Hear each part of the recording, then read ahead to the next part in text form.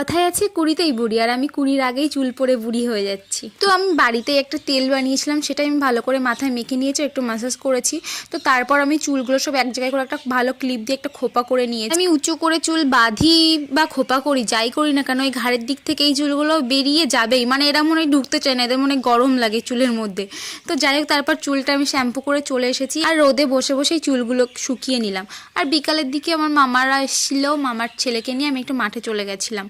তো তারপর দেখো চারিদিকে সর্ষে বাগান, আর আমি মামার ছেলেকে বলেছি একটু ফোনটা ধরে দে। আর এই যে হলো আমার সেই মামার ছেলে, আমার ক্যামেরাম্যান। আর আমি একটু শাক তুলতে এসেছি মাঠে। আর দেখো না, গ্রামের এই সুন্দর প্রকৃতি কত সুন্দর লাগে, চারিদিকে সর্ষে মানে পুরো হলুদ হলুদ হয়ে আছে।